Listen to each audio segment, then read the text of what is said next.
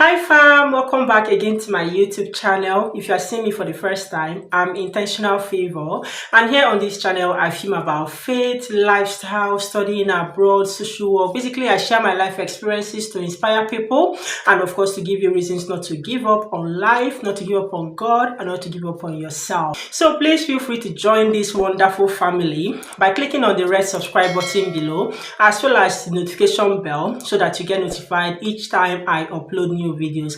And to you, my amazing returning subscribers, I love you guys so much. Thank you for always coming back to watch my videos.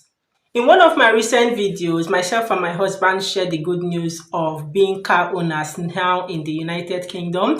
And ever since then, thank you guys so much for the love. Oh my gosh, I can't, I know I made an appreciation post and an appreciation video thanking you guys for the congratulations for being so happy for us. Yeah, and of course, at the same time, so many people I know that they have burning questions. Some people were still asking it under that video. But exactly 9 days ago, I put out a community post asking you to feel free to ask me any questions that you have regarding the car, and definitely I'm going to answer that. Okay, and that is what I'm here to do in today's video. So I'll be attempting to answer the questions that I received. I think I have about 16 or 17 thereabout, and of course some of them have twins. Yeah, so I'll be attempting to the best of my knowledge to answer this question. Let me leave out a quick disclaimer, please. I'm not a car consultant, I'm not a car dealer, everything I'll be sharing with you guys will be based on my knowledge from my experience so far of trying to get a car in the UK, getting a car and owning a car so far here in this country. So I'm sorry, I'll only be answering the questions under this post. I know people asked so many questions under that video, as well as some subsequent videos I released recently. But of course, they are scattered everywhere. That was why I wanted to gather all the questions together under one place, and I made that community post. So that's what we'll be looking at in today's video. So I'm just going to be reading them out, and let's see what happens. So the first question I have here says, which is preferable, making full payment of a car or paying in installment? Oh my gosh, why did I start with this question? Okay, like I said, I will be giving you guys my opinion. Might not be the expert, like maybe if you want maybe seek a professional advice on this, but for me, if you ask me which one is better, I'll say neither is better. What it means is that it depends on your situation, and both of them are good. Okay, so it depends. I can't say that this one is better than this or the other one, because it all depends on your situation, and that we explain. So paying instrumentally, for instance, when you want to buy a car and you don't have the money outrightly to get a car, okay, yeah, of course in the UK I think you can get some cars for maybe 1,000, 1,500.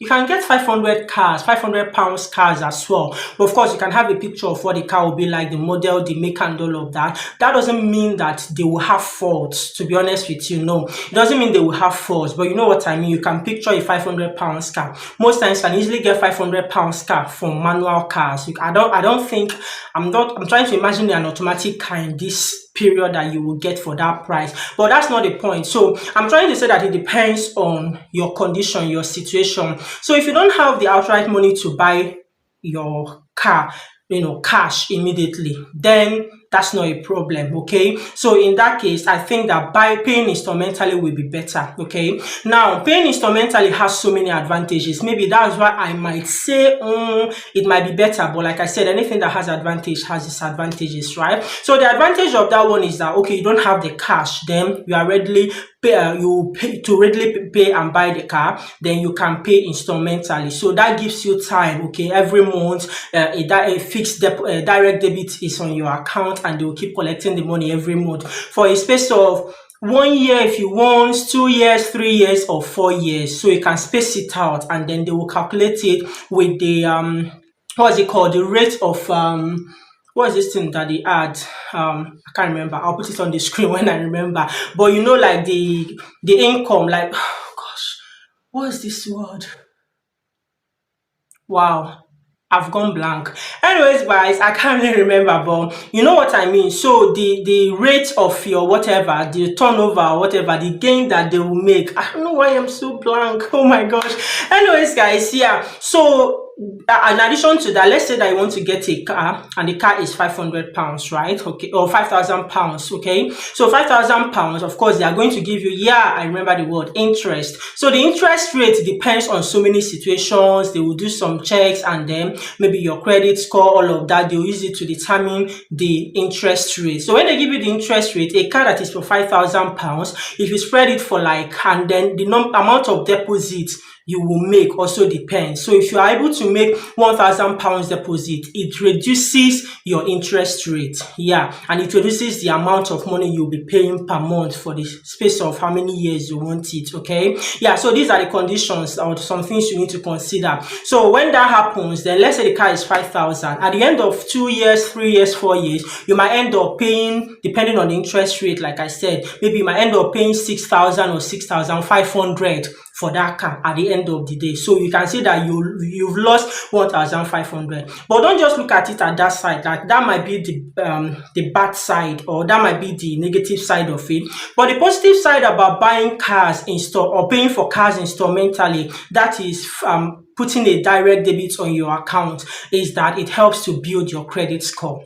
Oh yes, definitely. It builds your credit score. So when you pay instrumentally for over 2 years, 3 years, or 4 years, and you never miss a payment every month, your debit, it goes off whenever it's ready for them to take the money. It's readily available in your account. It helps to boost your credit score. So that's a massive advantage about paying instrumentally. The disadvantage there is that at the end of the day, you might end up paying extra 1,000 or 1,500. It's against the original fee. But still remember that you are paying instrumentally, so there is no pressure. Then on the contrary, paying cash means that, okay, your credit score is not really improved because you just buy it one-off, but then it reduces that monthly debit. Okay, I think later in this channel I'm going to film a video maybe telling you other ways you can actually build your credit score. So it's not like because buying a car instrumentally can help you to build your credit score. That doesn't mean that that is the only way you can build your credit score. There are other ways you can build your credit score. So you might want to save the extra 1,000 or 1,500 that will come from that, and then use it for other things and build your credit score other ways. So like that's why I'm trying to say that I won't say one is better than the other. It all depends on your situation. So the next question I have here says, good evening, please can I drive truck in UK with my international driver's license from Nigeria? Okay, so here in the UK, if you have your normal driving license, the normal car driving license, you can't even use it to drive a truck. So if you want to be a truck driver, you need to get another license. They call it I think HGV license, higher or heavy goods vehicle. Like you need another license for driving a truck. So if I put this together, I think I'm not sure, to be honest. I think that's the answer I'm giving. But thinking in my head, like your international driving license, if it's just for car, okay, I don't think you can use it to drive a truck, because even people that have UK license, as I am now, all I have is a normal driving license for cars. Okay, I cannot use it if in the future I want to become a truck driver. That sounds funny. Yeah, if I want to become a truck driver, I can't even use it to drive. So if your international license is for car, I don't think you can equally use it to drive truck here in the UK. So it's not really about international or not. You need a special license for you to drive trucks here in the UK. Another question says, I need to know the cost. Is it a second hand or brand new? Oh yeah. Okay, so how much did we get our car? Our car, we bought it for £6,000. Yeah, that's how much the car went for. And about second hand or brand new, oh come on, from the price you already know, right? So yeah, it's second hand. Okay, it's not a brand new car. Yeah, it's not a brand new car. So we bought it from a garage. Okay, and yeah, from history. So when you are buying cars, you can actually check the history to know how many people that have driven the car before then. For this car, when we checked it, it's actually one former user. Okay, yeah, so only one person have driven the car, and then we bought it. Okay, yeah, so yeah, I think that answers the question. We bought it for 6K and it's second hand. I learned a driver's license from one's home country is valid for a year. I'm wondering if it is possible to use the license to purchase a car. 100%. Yeah, you can use your international license to also purchase a car here in the UK. And it's true that with your international driving license, you can actually use it to drive in the UK for 1 year.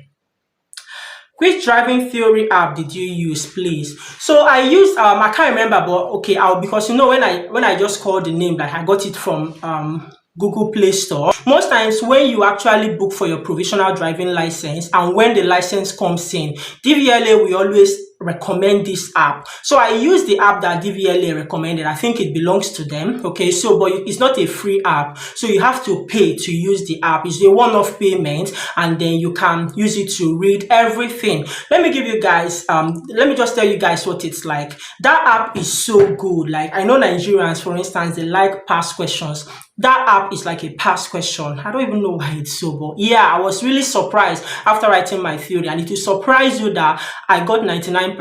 I can't remember if it is 30 questions or 40, but let's say it's 40 questions. I scored 39 over 40, and I read for this app. I was reading it like gradually at a point, but then I was so busy with schoolwork and everything. Then my dissertation took the whole of my time, and then I crash read it for a day. The following day, I went and did it, and I scored 99%. Isn't God good? So I'm just trying to tell you that that app is so good. So don't look at it that maybe there are other free apps that you can use, but this one is past questions. When you finish it and you do your theory test, you will actually understand what I'm saying. So it's like past question, literally, okay? Yeah, so that's the app I use. So if you've applied for a provisional license, definitely anyone that they recommend, that's the app. The next question I have here is, what is the average cost for car insurance? I think you can check this on Google. I don't know about the average cost, to be honest, but I think it's something you can find. It really depends. Now, car insurance depends on so many things. It depends on the number of years you have had your insurance. It depends on your address. It depends on your address, where you live. It can also either increase or decrease your insurance. It also depends on your car, okay? Yeah, manual or automatic. It really depends on so many factors. So it's not something you can say, but on the average, I know that if you ask this question, maybe if you go on Google, there should be a figure. I don't know about that, but these are the factors that contribute to the cost of your car insurance. Is there any app to buy used cars in the UK? Yeah, I think there are so many of them, but the one I used, I think someone has asked me this question. I'm not sure if it's under this post or in a different one, have asked me. The one that we use to get our car is Auto Trader. Yeah, so Auto Trader, when you go there, is really good. That's where we actually got our car. So there are so many apps that you can use. I don't know of others. When I was doing it, I think I knew of so many, but right now I can't think of anyone apart from the one I used, which is Auto Trader. Please help in the comment section if you know other apps, please. And if I do, I'll also pin a comment. I'll also leave a comment too to tell you of other apps where you can check out used cars. Can I start driving with my Nigeria driver's license? Yeah, when you come here, you can. But one thing is that, to be honest with you, it's not really clear, to be honest. Now, I've had someone say he was driving with his international, that one they call international driving license, and police, stopped him, and then he showed him that one. They said that's useless. They needed his country's driving license.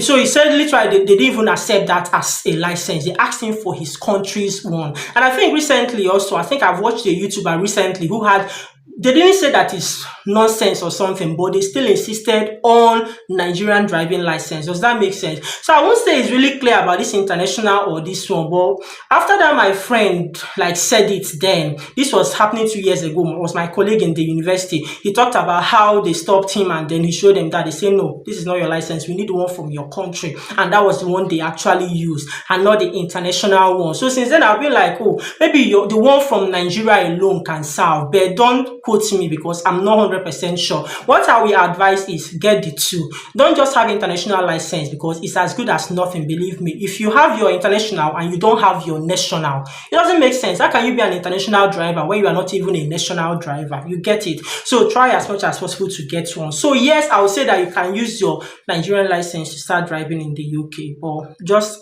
try and verify, please.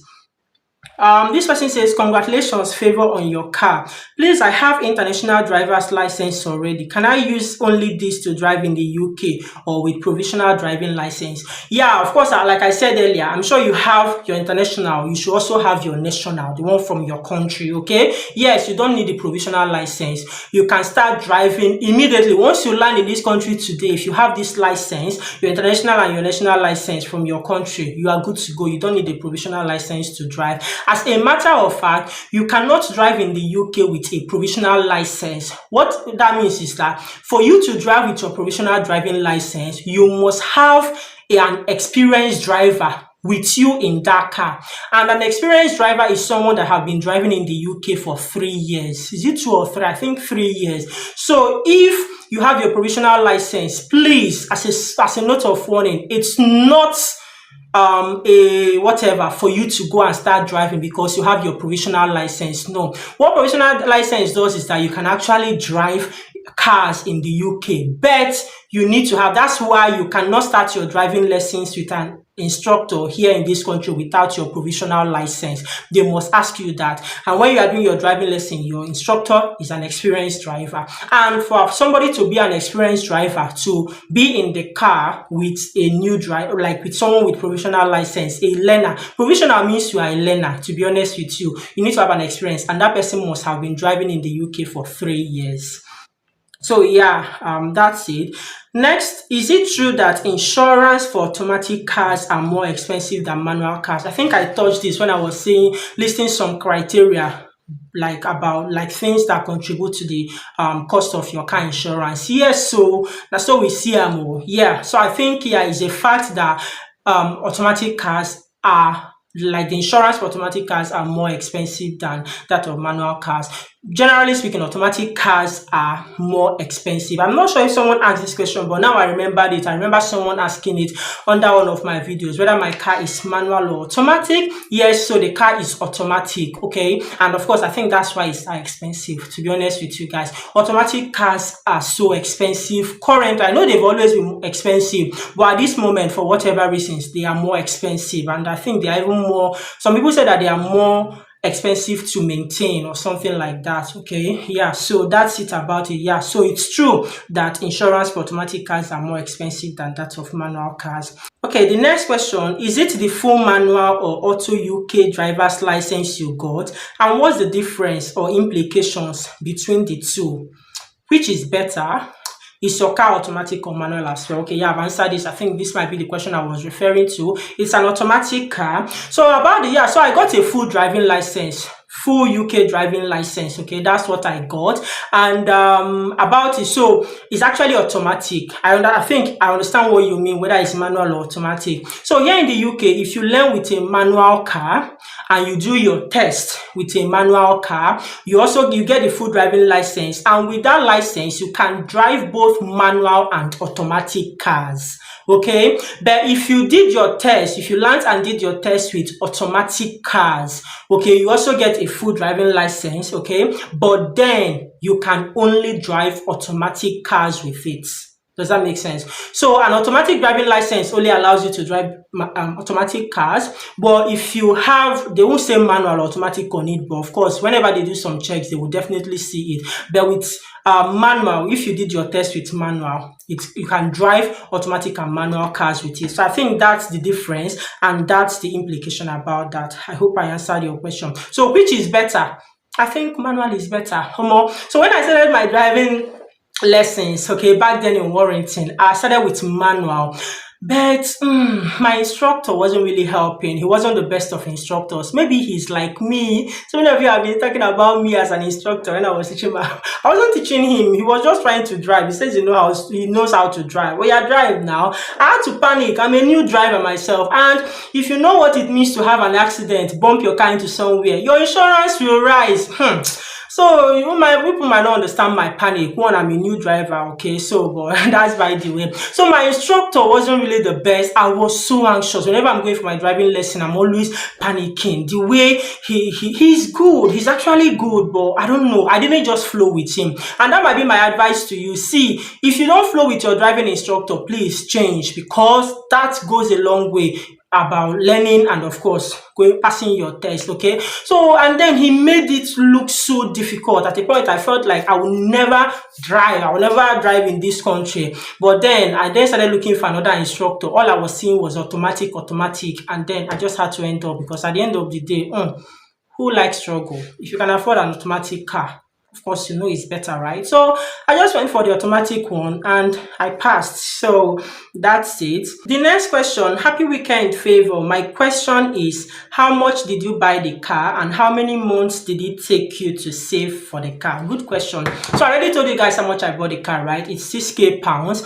How many months? Okay, so actually myself and my husband, we are planning to film another video where we'll tell you guys the whole process about what we went through to get this car. Okay, so if you talk about savings, how many months savings?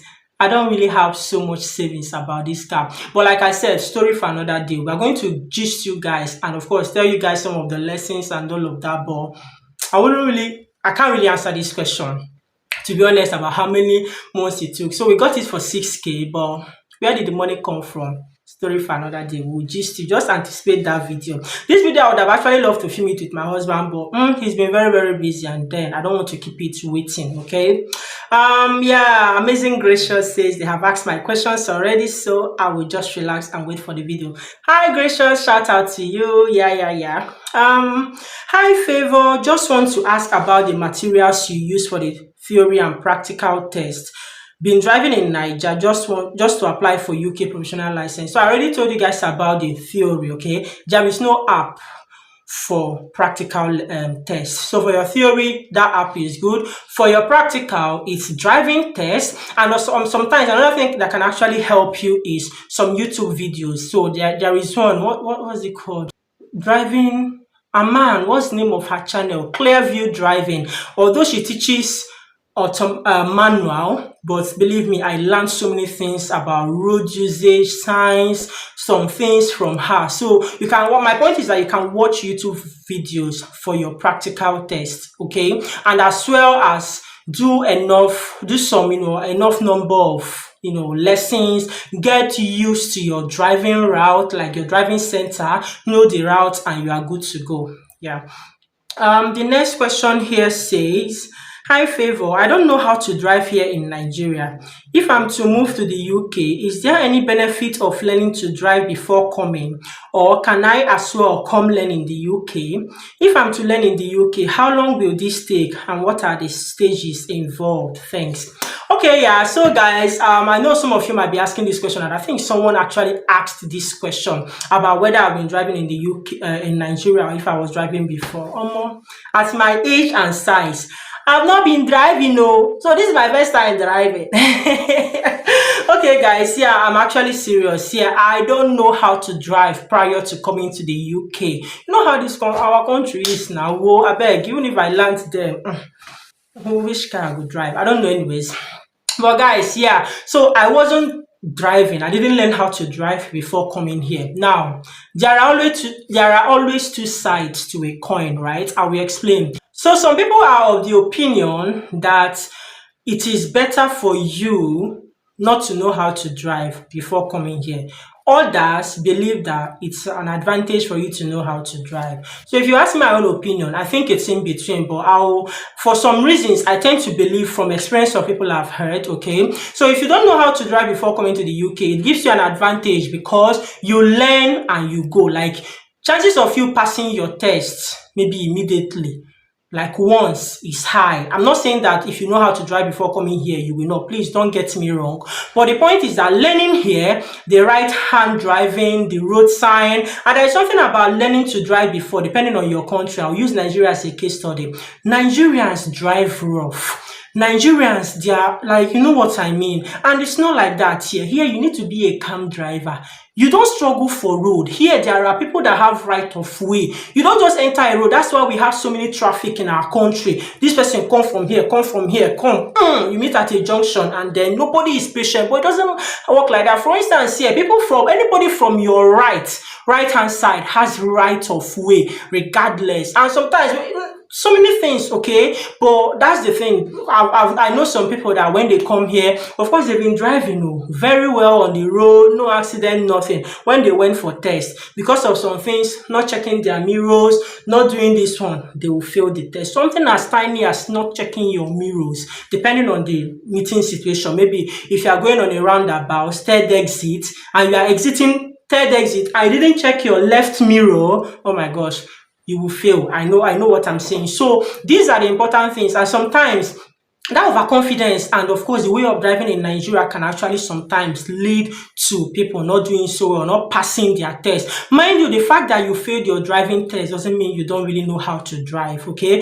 People that have license still have accidents. They still make mistakes, right? But if you make that mistake at the point of doing or at the point of your driving test, you won't pass, so you won't even get a license. So my point is, don't see it as a disadvantage that you don't know how to drive. Like I said in one of my videos about learning skills, don't put so much pressure that it's a do or die affair, that if you don't learn how to drive, you can knock up. Don't worry, look at me, I didn't know how to drive and I went, I did my test and I passed. Am I not fine? Okay, so if you have the opportunity, if you want to do, but when you come here, you have a task of unlearning what you have learned in Nigeria. Yes, you have to unlearn, okay, and relearn. Yeah, so maybe you want to save yourself of that stress. If you already know how to drive and you've been driving in Nigeria, that's not a problem at all. Just come here, unlearn, relearn, and you are good to go. So please, no pressures about learning how to drive. I myself, I didn't learn how to drive, and I now drive in the UK. Okay, if I am to learn in the UK, how long will this take and what are the strategies involved? It depends on you. For my instructor is really, really good. He's very good, okay? If you live in Manchester, okay, Manchester area, Greater Manchester, just let me know. I can share his contact with you, and then he's amazing. So most times when you do lessons with him, he knows from the lesson when you are ready. Okay, so for me, I think someone asked this question. I'm not sure if I've come to that or if it's in a separate video. But someone was asking how many hours of lesson did I do? I think I did about 20 something hours. Okay, and let me tell you the truth.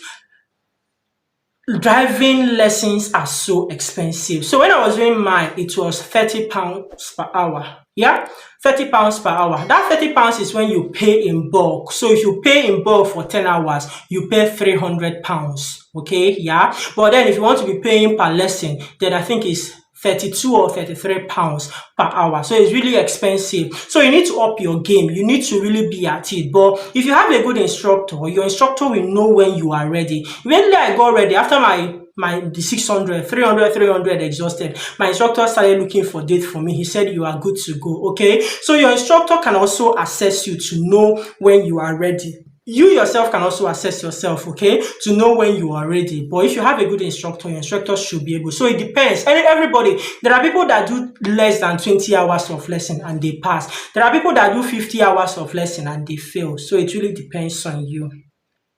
Next question, how many driving practice did you do before you were confident about taking the practical test? I think I already answered it. So I think it was after about when I was reaching about 20 hours, that was when I know that I think I'm ready. I've learned everything, I was doing well, and my instructor also said the same thing about me. And then we started looking for, then what we just did was I just paid for fewer lessons. That was when we weren't having every week lessons anymore. So we found a date. So I just booked for few hours plus my driving test. That was how I actually did it. Okay. I think that's it for this community post. I'm trying to think in my head. I think most of the questions that people really ask under the comment sections of other videos have been covered in this video. I think so, but let me know if you have further questions. I might just consider answering it in the comment section. So thank you guys so much for watching this video. I hope you enjoyed it. I hope it was worth your time. Okay, please don't forget to like this video. Please, it goes a long way. This is one way you can actually support me in addition to watching my videos and subscribing, please always like my videos, okay? Like my videos, share this video with as many people that you think might need it. Let me know if you have more questions, and more importantly, many people watch and they don't subscribe. I don't know what you are still waiting for. It takes nothing away from you. Please subscribe to my channel, and I'll be seeing you guys in my next one. Until then, stay blessed, remain intentional, and take good care of yourselves. Bye.